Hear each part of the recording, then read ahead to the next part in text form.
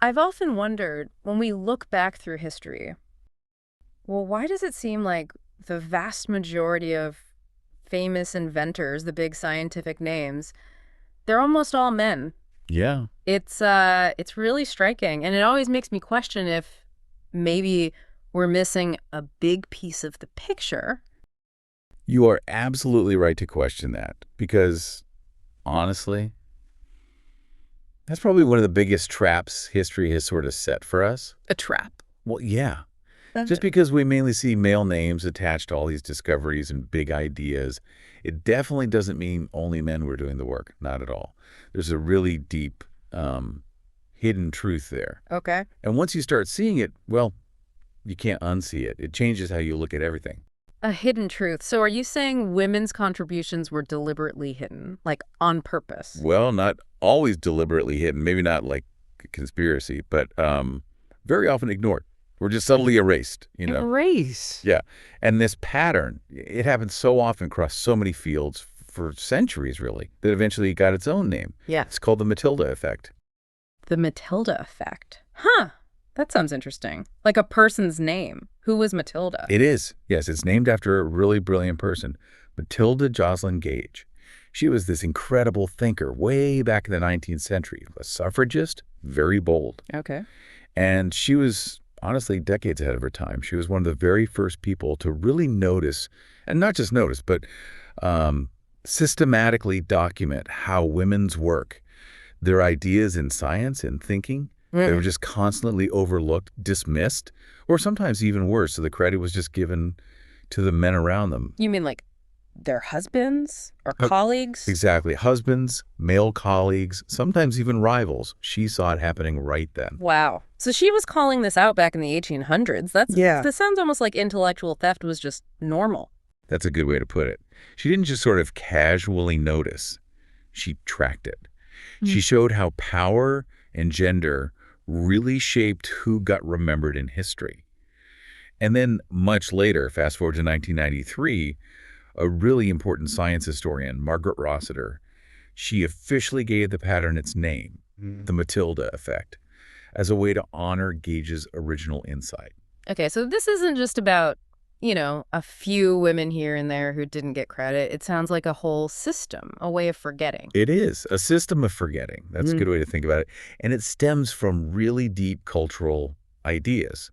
Like what?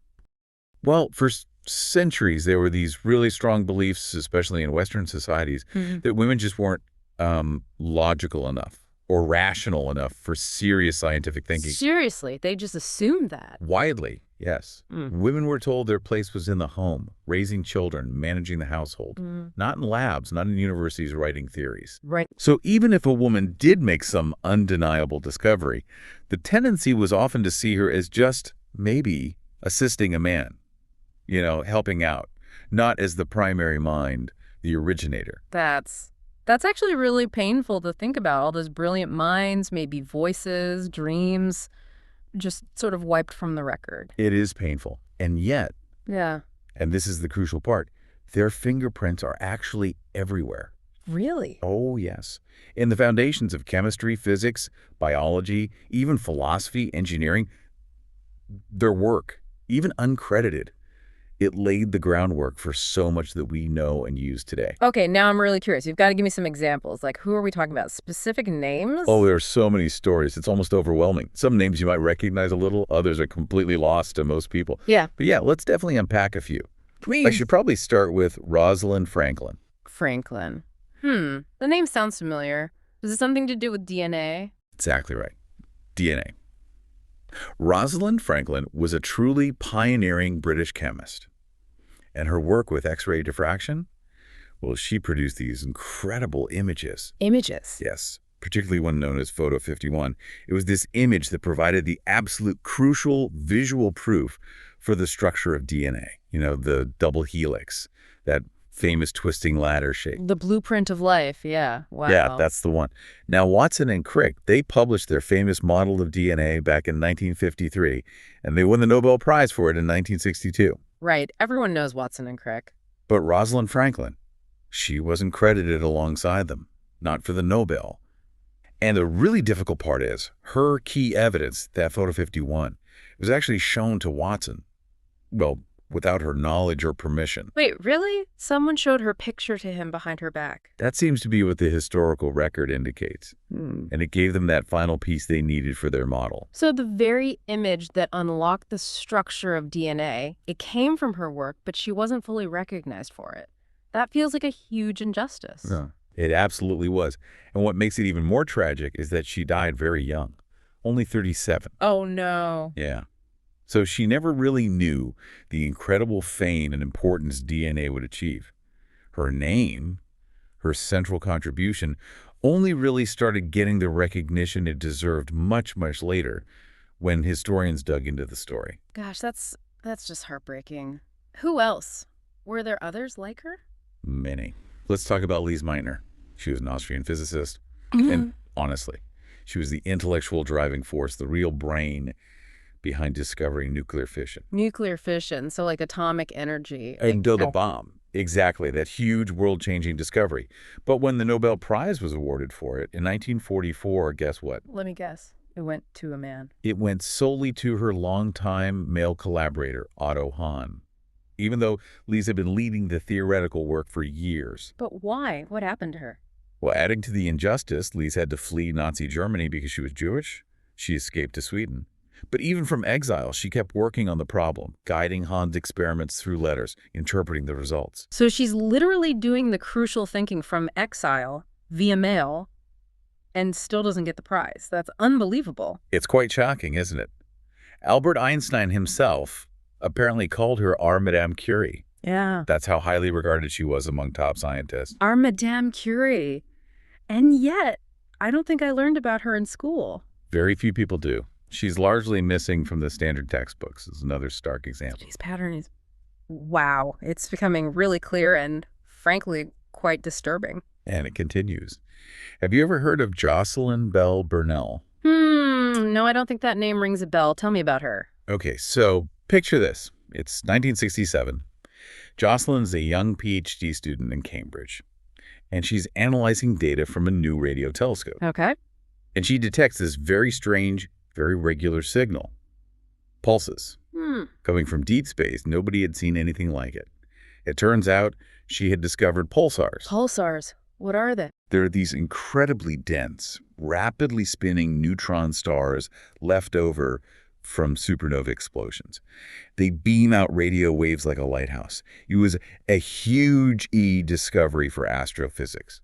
Absolutely fundamental. Wow. A PhD student discovered something that big. Yes. Yeah. But here we go again. When the Nobel Prize was awarded for the discovery of pulsars in 1974, Oh, no. Don't tell me. it went to her male PhD supervisor, Anthony Hewish, and another male colleague, Martin Ryle. Jocelyn Bell, the person who actually first spotted the signal and recognized its significance, she was left out. It's the same story again. Brilliant woman, groundbreaking work, and the prize goes to the men. Did she ever speak about it? She has, yes. Over the years, always with remarkable grace and dignity, actually. But the fact remains the system, back then especially, often didn't recognize the junior person, especially if she was a woman. It really seems like a recurring theme. These aren't just isolated incidents. Not at all. And we're just talking physics and chemistry here. Think about Ada Lovelace. Ah, Lovelace, the computer pioneer, right? Exactly. Often called the world's first computer programmer. She wrote algorithms for Charles Babbage's theoretical analytical engine way back in the 1840s. I mean, she was conceptualizing software before hardware even existed. That's incredible. So she got recognized for that, surely. Well, for decades, her incredibly detailed work was often dismissed as just notes. You know, like she was just translating or annotating Babbage's ideas, not generating original complex algorithms herself. Just notes. But she was writing programs. Precisely. It took a long time for historians to really appreciate the depth and originality of her contributions, to see her not just as an assistant, but as a visionary thinker in her own right. Wow. We glorify tech founders today, right? But here's Ada Lovelace, laying the intellectual groundwork over 150 years ago. It really does put things in perspective. It absolutely does. And here's the thought that really gets me. The most haunting part. What's These women we've talked about, Franklin, Meitner, Bell Burnell, Lovelace. These are the ones we know about. Mm-hmm. Because they were in labs, they published something, maybe they left letters, someone wrote about them. There's some kind of record, right? There's a trace. But what about the ones who left no trace? How many countless other women had brilliant ideas, made discoveries within their homes, maybe in smaller workshops, or just couldn't get access to the systems to record their work, whose insights just disappeared, whose names were never written down anywhere? That thought, yeah, that there could be thousands of these completely invisible stories, just lost, buried. It feels incredibly heavy, like a vast silence. It is heavy. Yeah. And it forces us to ask a really fundamental question. What kind of world did we build? And maybe what kind of world are we still building if potentially half of its genius, half of its insight is left unseen, unheard, uncredited? Thinking about all those invisible stories, it really makes me want to dig deeper into the why. Why did this happen so consistently? What were the root causes for erasing women from these narratives of, genius and innovation? Why is crucial. And it's not simple. It's a really complex tangle of things. Deeply rooted cultural beliefs, societal norms, and actual systemic barriers that build up over centuries. Okay. Where do we start untangling that? Well, if you go way back, many societies started assigning different roles, often based on perceived biological differences, right? Mm-hmm. Women, their children, so they became associated with nurturing, home life, care. And men. Men, often physically stronger on average in those early societies, tended towards hunting, protection, later warfare, politics, leading things outside the home. So it starts with maybe practical roles, but then it becomes something more. Exactly. What might have started as biological or practical distinctions gradually hardened into a cultural hierarchy, a power structure. And then over time, big systems like laws and even religious doctrines came in and basically institutionalized this hierarchy, made it official. Can you give an example? Sure. Think about medieval Christianity in the West. There was a widespread interpretation stemming from the story of Adam and Eve that women were perhaps morally weaker, maybe less rational. Wow, okay. And that belief directly influenced things. For centuries, it was used to justify denying women access to reading scriptures themselves, to getting formal education, definitely to holding leadership positions in the church or state. And crucially, for science and academia, early European universities, they simply barred women completely. Like no women allowed. Pretty much, yeah, for hundreds of years, until the late 19th, early 20th century in many places. So the very places where formal knowledge was being created and passed on, access denied, knowledge was literally locked away from women. So it wasn't just a bias, it was a physical barrier. A huge barrier. Academia wasn't some neutral space for ideas back then. It was, for a very long time, effectively a fortress built by and for men. And along with that came this idea, this definition, really, of who could even be a scholar, who looked like a genius. It was implicitly and often explicitly male. Right, so the whole idea of intellectual credibility was gendered. Deeply gendered. It wasn't just about stopping women getting in. It shaped how people saw intellectual work. That starts to explain why, even if a woman did manage to do important work, maybe it wasn't taken as seriously. Exactly. That gets us to what we call academic gatekeeping. Even if women overcame the odds, got some education, did the experiments, the whole system for getting recognized, it was controlled by men. How so? Well, think about it.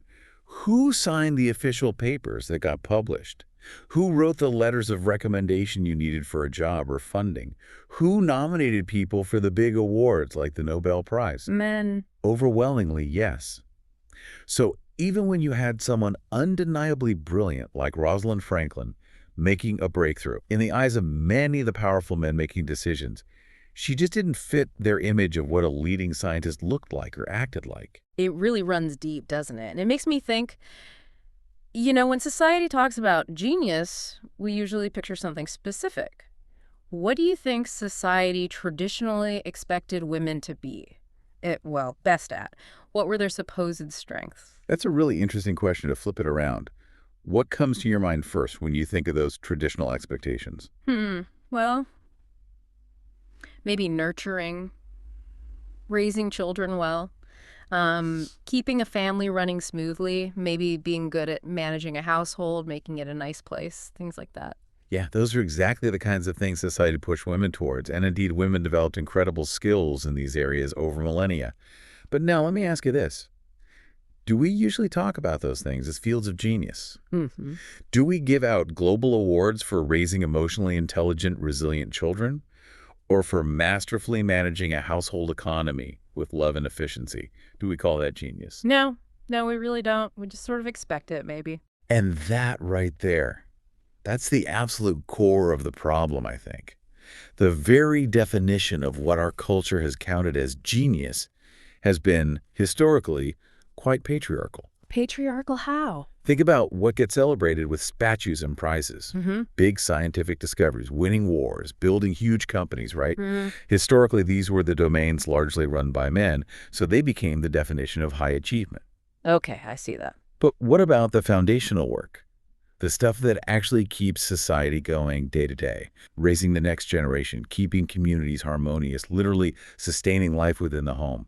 Women primarily did that work, but it was done quietly, silently, without the fanfare, without the titles, and certainly without a Nobel Prize for emotional labor or motherhood. Wow. When you put it like that, the sheer amount of skill and intelligence that goes into that, yeah, it feels incredibly undervalued and unseen. Hugely unseen, even in economics. Think about this.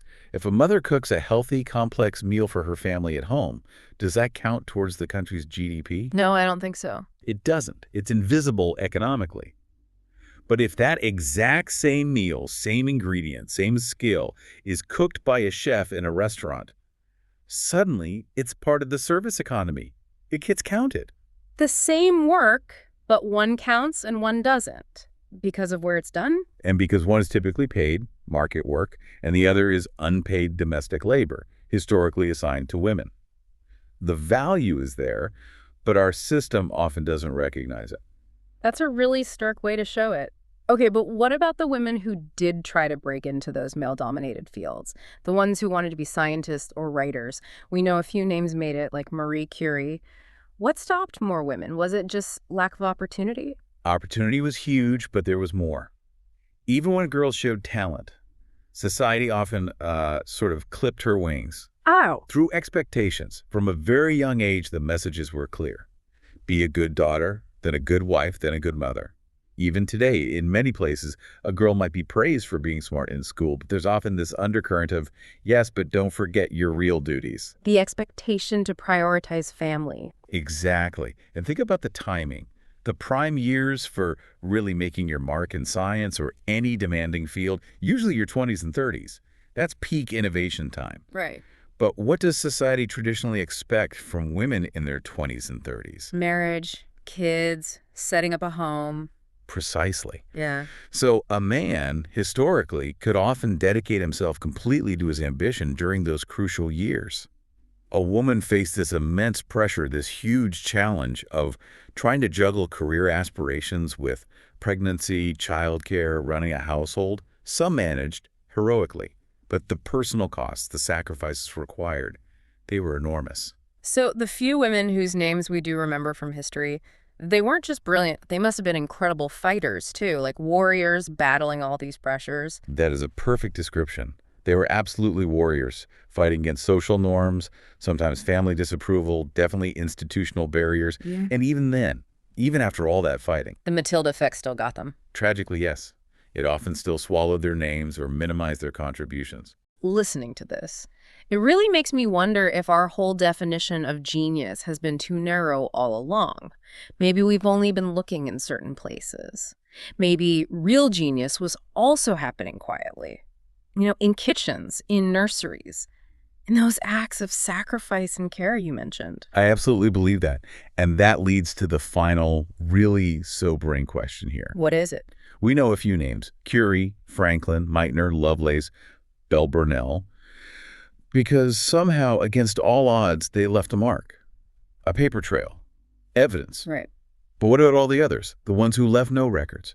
The women whose insights, whose brilliance, maybe just stayed within their family or community, whose ideas were never written down, never patented, never published. We can't ever know their stories. We'll never know their names. And that silence, that, I think, is the deepest loss caused by the Matilda Effect. We've taken quite a journey through history, uncovering these hidden stories. It's been eye-opening. But now the big question for me is this just history? Is the Matilda effect still around today, or have we, moved past this? Oh, it is definitely still present. I wish I could say it was just history, Yeah. but no. Really? Yeah, it's just Yeah. maybe wearing more modern outfit now. More subtle, perhaps. We've absolutely made progress, don't get me wrong. Women are in universities, labs, companies in numbers unthinkable a century ago. It's huge. But But those underlying, often unconscious biases, they haven't just vanished. They've just gone underground a bit, become more insidious. how does that show up now? Like, what does a modern mask for the Matilda effect look like in, say, science or tech today? Well, look at research, for instance. Study after study shows that scientific papers where the lead author is a woman tend to get cited less often than similar papers led by men, Cited less, even if the research is just as good. even when quality is judged to be comparable, yes. And then there's funding. Women researchers often have to fight harder or end up receiving less grant money for similar research proposals compared to their male colleagues. Wow. And just look around at who holds the patents. Who are the CEOs in major tech firms? Who holds the top leadership positions in scientific institutions? Men still heavily dominate those spaces. So the talent is there, the work is being done by women, but climbing that ladder of recognition and reward, it's still demonstrably harder. It really sounds like we're still caught in this, like, subtle loop, even with more women in the field. That's a good way to put it, a subtle loop. There was this one analysis I read, quite well known, showing that, on average, papers led by women in science got something like 10 to 15% fewer citations. 15%, that's significant. Why? Well, the thinking is that bias just creeps in quietly, often subconsciously. People might just automatically assume a bit more authority, a bit more default credibility when they see a male name on a paper or leading a project. It's not necessarily malicious, but the effect is real. That's a tough reality. It feels quite discouraging.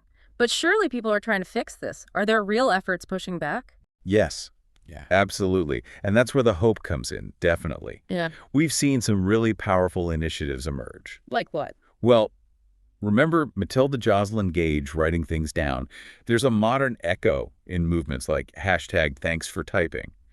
It started as a way to acknowledge the often uncredited work of women wives, assistants who literally typed up famous academic manuscripts but got no mention. Ah, acknowledging that hidden labor. Exactly. And there are things like Women in STEM databases. These are resources specifically created to help journalists, conference organizers, award committees find female experts easily, so they don't just default to the same male voices all the time. That's practical. Very practical. And schools. More and more schools are actively looking at their textbooks and curriculum, trying to write these forgotten women back into the story of science, art, history. That's fantastic. Actually, I read something inspiring recently about a 14-year-old girl in India, I think. She developed some kind of low-cost water purifier using corn cobs and actually got her research published internationally. Yes. Stories like that are incredible. They show the talent is everywhere. And they make you feel like change really is happening. It is slowly, maybe, but it is. And here's why all this recognition, all this effort matters so much. It's not just about fairness, though that's huge. It's about aspiration. Aspiration? How so? Think about a young girl today. If she opens her science book or watches a documentary about great inventors and all she sees, or mostly sees, are male faces, what message does her subconscious pick up? That maybe.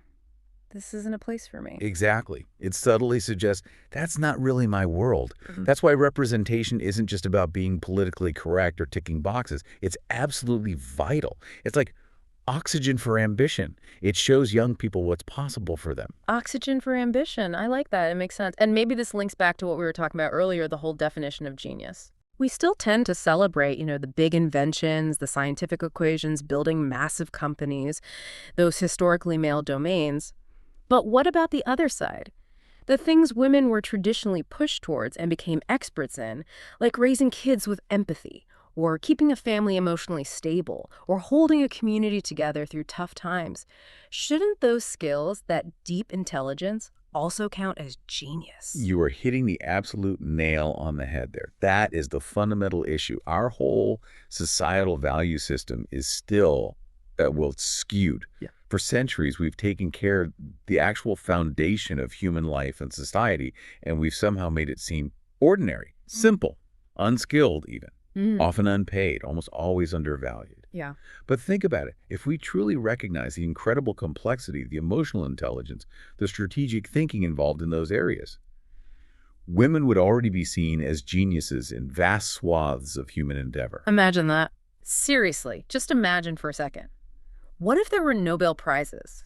Not just for physics, but for groundbreaking work in early childhood development, or for fostering deep social harmony in a divided community, or for creating systems that build emotionally resilient families. Wow.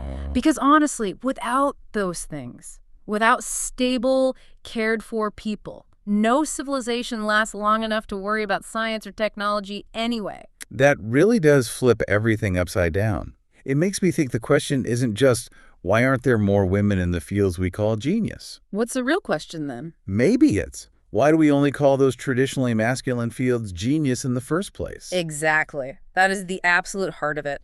Real, lasting progress won't just come from trying to squeeze more women onto our current, very narrow pedestal of achievement.